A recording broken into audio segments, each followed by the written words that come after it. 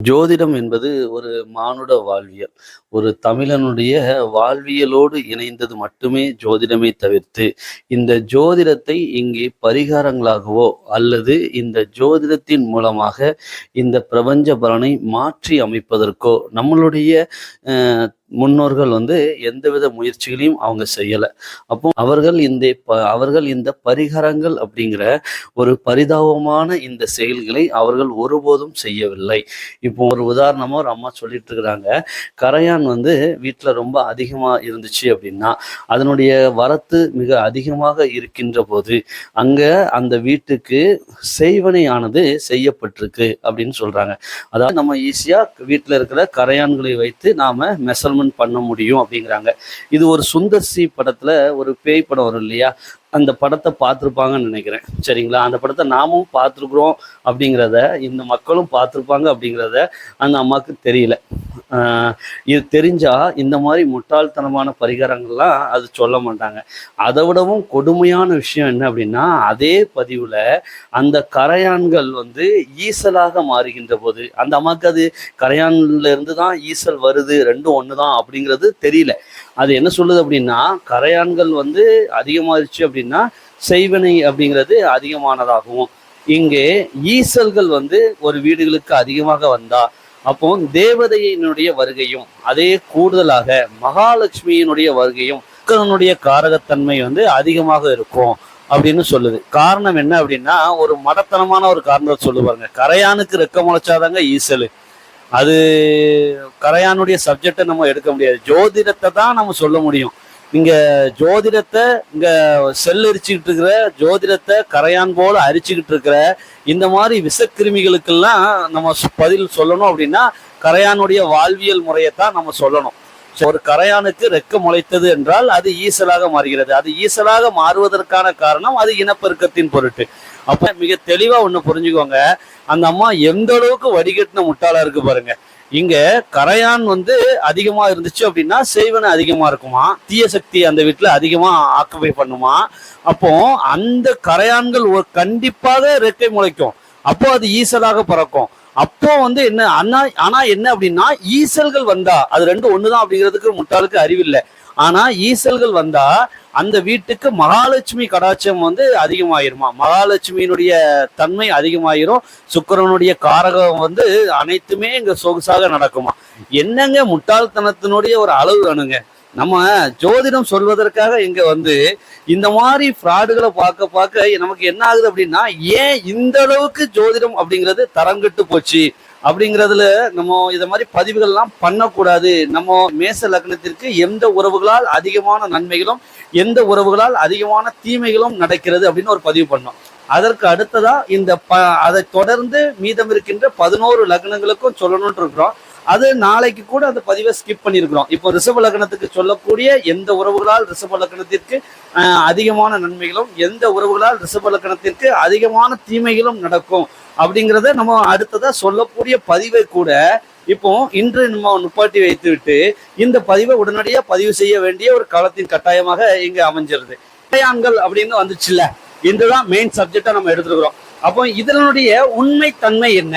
அப்போ ஜோதிடம் அப்படிங்கிறது ஒரு மானுட வாழ்வியல் அப்படிங்கிறதுனால அதை கண்டுபிடித்தவன் தமிழன் என்பதாலும், தமிழனுக்காக உருவாக்கிய கலை மட்டுமே என்பதால் இந்த ஜோதிட கலையில் ஒரு இயல்பான இந்த பரிகாரம் என்பது அவர்களுடைய வாழ்வியலில் இருந்தது. முன்பு எல்லா வீடுகளிலுமே பார்த்தோம் அப்படின்னா ஆடுகளும் மாடுகளும் இருக்கும். அந்த ஆடு மாடு இல்லாத இடங்கள் அப்படிங்கிறதே கிடையாது. சரிங்களா? இதுதான் தமிழருடைய வாழ்வு. மிக தெளிவாக சொல்லியிருப்பாங்க. இறப்பை சொல்லும் போதும் கூட மாடுண்டு கன்றுண்டு என்று வாழ்ந்த மனிதா அப்படிங்கிறத தொடங்கும். அப்போ ஒரு தமிழனுடைய செல்வம் என்பது இங்கே மாடுகளை மையப்படுத்தி சொல்லப்பட்டது. அதாவது கால்நடை செல்வங்களை பொறுத்துதான் அவர்களுடைய செல்வமானது தீர்மானிக்கப்பட்டது. அந்த ஊர்ல அவர் செல்வந்தரா, எப்ப அவர் 1000 மாடு வச்சிருக்கிறாருப்பா, அவர் 100 மாடு வச்சிருக்கிறாருப்பா, எப்ப அவருக்கு மிகப்பெரிய பணக்காரப்பா அப்படின்னா எதை வைத்து சொல்லப்பட்டது அப்படின்னா, அந்த மாடுகளினுடைய எண்ணிக்கையும் அவர்கள் வீட்டில் இருக்கின்ற ஆடுகளினுடைய எண்ணிக்கையும் வைத்து சொல்லப்பட்டது. அதனோடு மட்டுமல்ல, அவர்களுடைய உறையிடமான வீடுகளும் அங்கே மாட்டினுடைய சாணத்தினால் அங்கே முழுவப்பட்டது. வாழ்க்கை என்ன ஆயிடுச்சு அப்படின்னு பாத்தீங்க அப்படின்னா, நீங்க டூத் பேஸ்ட்ல உப்பு இருக்கா அப்படிங்கிற அளவுக்கு மாறிடுச்சு. ஆனால் பண்டைய தமிழர்கள் 100% தங்களுடைய வாழ்வியலை ஒரு இயற்கை சார்ந்தும் அந்த இயற்கையோடு இணைந்த கால்நடைகளோடு சார்ந்தும் அவர்கள் வாழ்ந்தார்கள். அவருடைய செல்வங்கள் முதல் அவர்களுடைய ஆரோக்கியம் முதல் அனைத்தும் அந்த கால்நடைகளோடு கலந்திருந்தது அப்படிங்கிறது தான் உண்மை.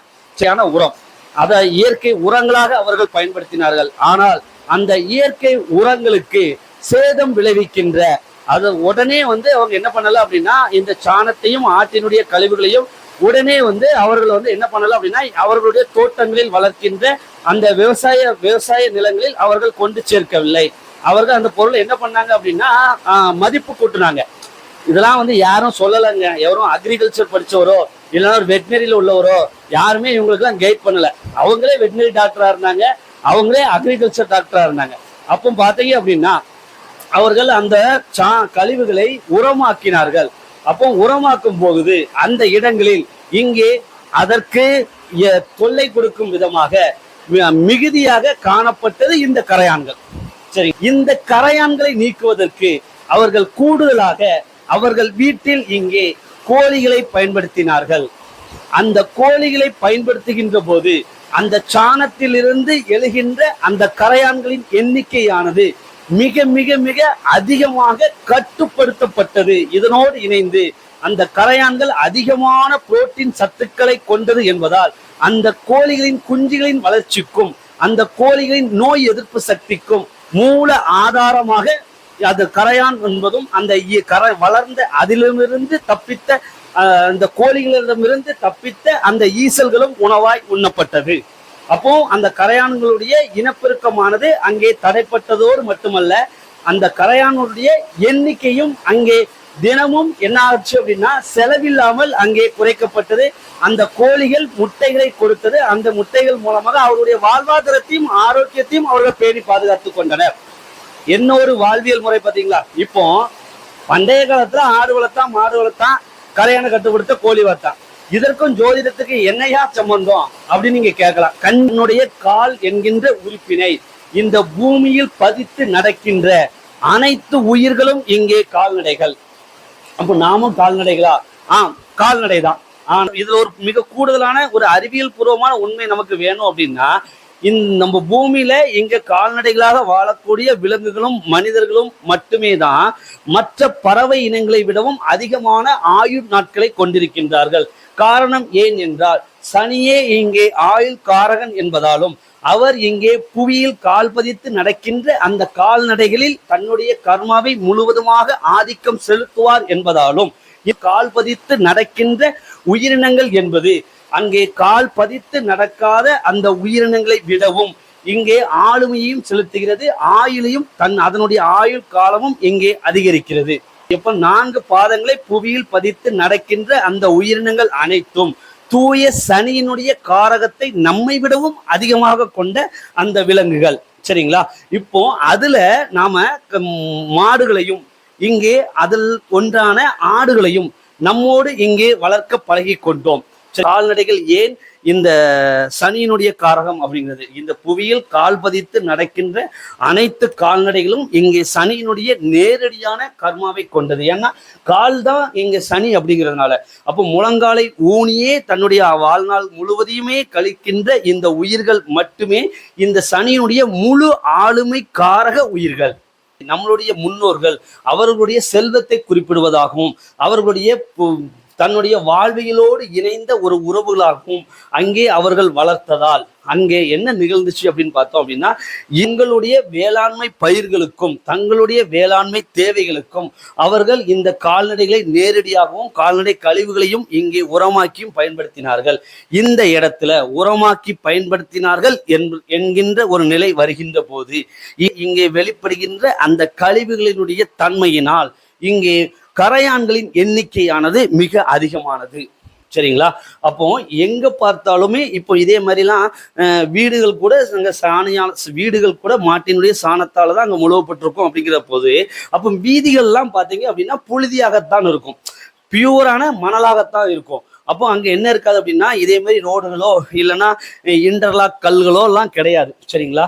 தார் ரோடுகள்லாம் கிடையாது. அப்போ இங்க என்ன ஆகும் அப்படின்னா கரையான்களுடைய எண்ணிக்கை என்பது மிக அதிகமாக அந்த இடங்களில் வர தொடங்கியது. அந்த கழிவுகளை அங்கே உரமாக்குவதில் இங்கே சிரமம் என்பது இங்கே ஏற்பட்ட போது அவர்கள் இயற்கையாகவே இன்னொரு உயிர் காரகத்தை கொண்ட ஒரு உயிரினத்தை தேர்ந்தெடுத்தார்கள்.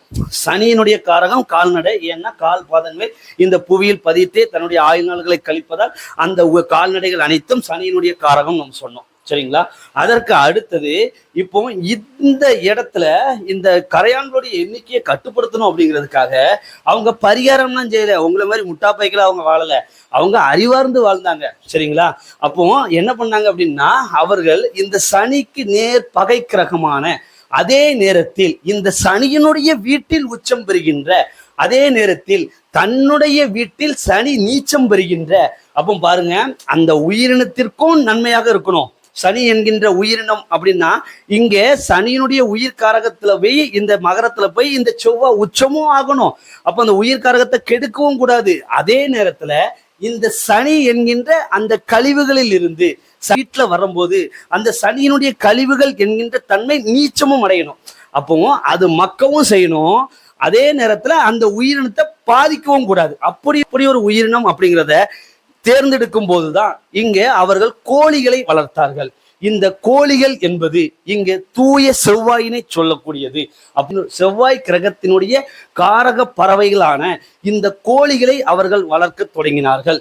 இந்த சனி என்கின்ற கால்நடைகளிடமிருந்து வருகின்ற அந்த கழிவுகளை உரமாக்குவதற்கு இங்கே தடையாய் இருந்த அந்த கரையான்கள் என்பதை இங்கே முழுவதுமாக கட்டுப்படுத்தியது. அதனிடமிருந்து அந்த கோழிகளிடமிருந்து இங்கே நன்மையையும் அவர்கள் திரும்ப பெற்றுக்கொண்டனர். இதுதான் பரிகாரம். அப்போ கோழிங்கிறது இங்கே செவ்வாயினுடைய காரகத்தை சொல்லக்கூடியது.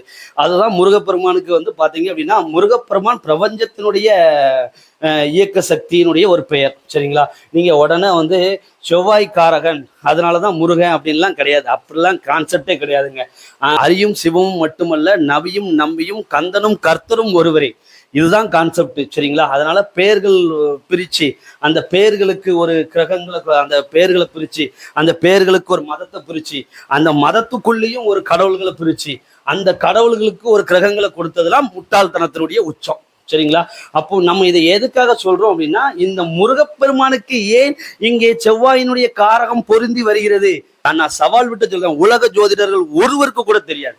அப்போ உண்மையான காரணம் என்ன அப்படின்னா இந்த புவி என்பது இங்கே செவ்வாயினுடைய காரகமாக இங்கே சொல்லப்பட்டது. இங்கே காரகம் என்பது இங்கே புவியாக சொல்லப்பட்டது. ஏன் இந்த புவி செவ்வாயினுடைய உயிரற்ற காரக பொருள் என்றால் இது நல்ல முக்கியமான ஒரு குறிப்புங்க. சரிங்களா? இந்த உயிருள்ள உடல்கள் என்பது இங்கே செவ்வாயை சொல்லக்கூடியது. அதாவது இந்த மனிதனுடைய அசைகின்ற உடல்கள் அனைத்துமே செவ்வாய். அதனாலதான் மருத்துவத்துல இங்க செவ்வாய் தான் முதல்நிலை கிரகம். சரிங்களா? அதற்கு அடுத்ததுதான் இங்க மற்ற கிரகங்களை பார்க்கணும். மருத்துவம் அப்படின்னாலே அது செவ்வாய் தான். ஏன் செவ்வாய் அப்படின்னா உயிருள்ள ஒரு உடலிற்குத்தான் அசையும் ஒரு உடலிற்குத்தான் இங்கே மருத்துவம் தேவைப்படுகிறது. அப்ப உயிருள்ள உடல் காரகத்தை மீண்டும் அங்கே தொடர்ந்து சராசரியாக இயங்க வைக்கின்ற அந்த துறை என்பதால் இங்கே செவ்வாய் என்பது மருத்துவத்துறையினுடைய முதன்மை காரக கிரகம். சரிங்களா? அந்த உயிருள்ள அந்த மனிதர்கள் என்பது அப்போ அந்த உயிருள்ள அந்த மனிதர்கள் அப்படின்னா அந்த இயங்குகின்ற உடல்கள் அப்படின்னா எதன் மூலம் அப்போ இயங்குது? இப்போ மனிதன் ஒரு உயிருள்ள உடல்கள் இங்கே செவ்வாய் நீ சொல்லிட்டேயா?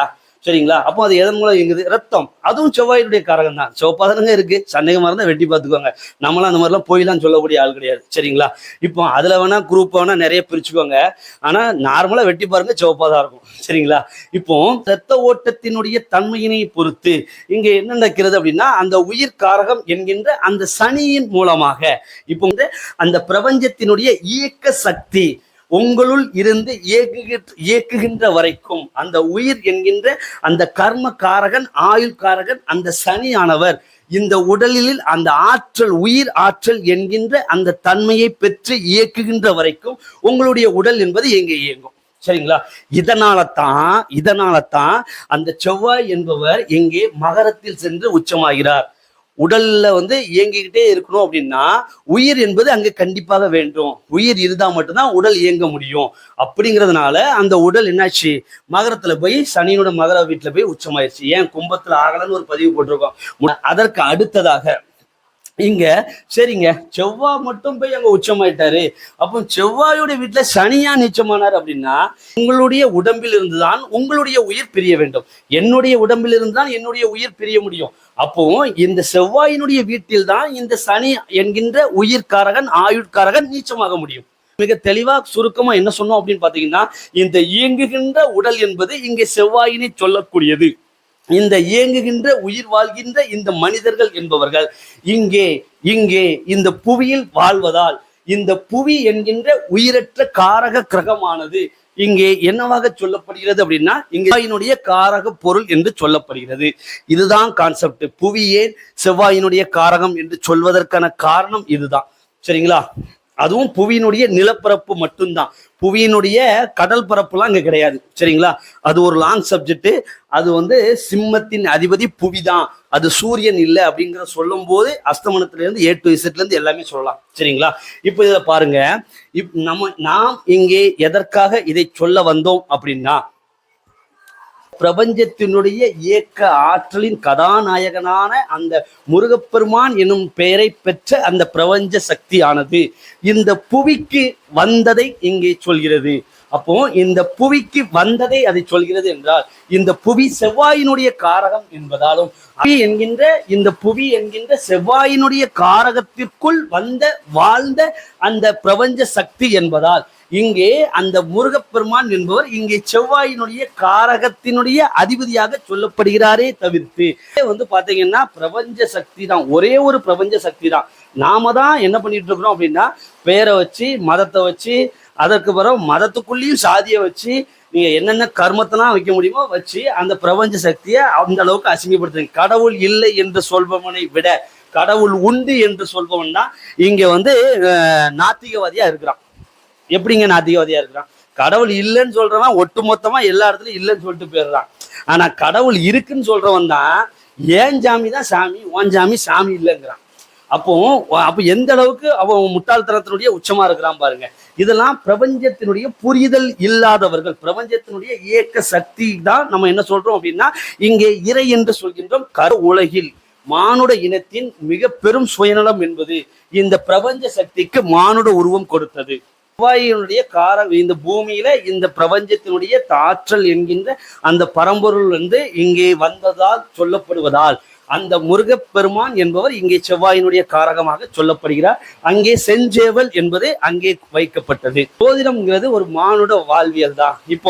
இதனோடு வெயில் காலம் இல்லையா, இந்த நேரத்துல இன்னைக்கு பாத்தீங்க அப்படின்னா வெயிலுடைய தாக்கம் அடிவது அதிகமாக இருக்கு. சரிங்களா? நீங்க ஒரு எளிமையான ஒரு பரிகாரம் சொல்லட்டுமாங்க, எளிமையான ஒரு வாழ்வியல் பரிகாரம் சொல்லட்டுமா? நீங்க ஜோதிடம் என்பதை மானுட வாழ்வியல் தான் அப்படிங்கிறது புரிஞ்சிடும். எக்ஸ்ட்ராலாம் இந்த மாதிரி இந்த முட்டா பசங்கள்லாம் சொல்லும் போது நீங்களே செருப்பு கலத்தி அடிச்சுடுவீங்க. சரிங்களா? இதுல பாருங்க, நீங்க வெளியில போயிட்டு வரீங்க, உங்களுக்கு அதிகப்படியான வெயிலினுடைய தாக்கம் உங்களுக்கு இருக்கு. சரிங்களா? அப்போ இந்த பூமியில இருக்கு, அதுக்காக இந்த பூமி சிம்மத்தின் அதிபதி சூரியன்கிற முட்டாள்தனத்துக்குள்ள பெறக்கூடாது. இந்த பூமியில அந்த சூரியனுடைய ஒளித்தன்மை அதிகமாக இருக்கிறது. சரிங்களா? அப்போ அதோட சூரியனுடைய ஒளித்தன்மையை பொறுத்து தான் இங்க அந்த பூமிக்கு உச்ச நிச்சயம்லாம் சொல்லுவாங்க. அதனாலதான் பாத்தீங்க அப்படின்னா சித்திரையில போய் பூமி உச்சமாகுவார். உச்சபட்ச வெயில் அப்போ நீங்க இங்க இருக்கும் அக்னி நட்சத்திரம் அப்படி தானே அப்படின்னு தானே அந்த காலகட்டம் தானே. அதுக்கப்புறம் ரெண்டாவது பாத்தீங்கன்னா ஐப்பசி மாசத்துல மறுபடியும் என்ன ஆயிரும், இங்க ஐப்பசி மாதங்கள்ல பூமிக்கு அந்த சூரிய ஒளித்தன்மை என்பது இங்கே குறைய தொடங்கும். அப்போ அது நீச்ச நிலையை நம்ம சொல்றோம். இதுதான் நமக்கு பூமி. நம்ம சராசரியா நம்ம வெளியில போயிட்டு வரோம், நம்மளுடைய வெயில் தாக்கம் ரொம்ப அதிகமாக இருக்கு. அப்போ இந்த இடத்துல இந்த பரிகாரம் அப்படிங்கிறது என்னவாக இருக்கும்? நீங்க ஒரு நீர்மோர் போய் குடிக்க போவீங்க.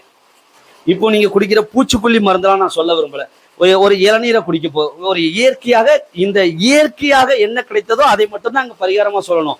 மனிதன் இங்க செயற்கையா உருவாக்குனதெல்லாம் பரிகாரமே கிடையாது.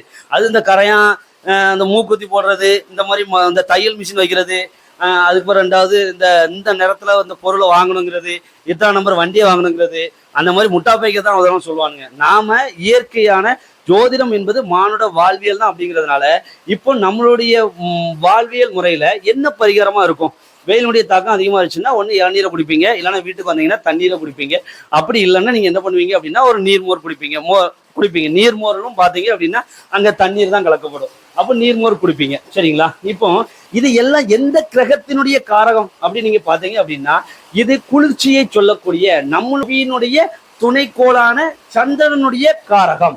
இந்த குடிக்கின்ற நீர் அனைத்துமே, நாம் பயன்படுத்துகின்ற நீர் அனைத்துமே, இங்க குடிக்கின்ற திரவ நிலையில் இருக்கின்ற நீர் மற்றும் அனைத்து காரகங்களும் இங்கே சந்திரனை சொல்லக்கூடியது.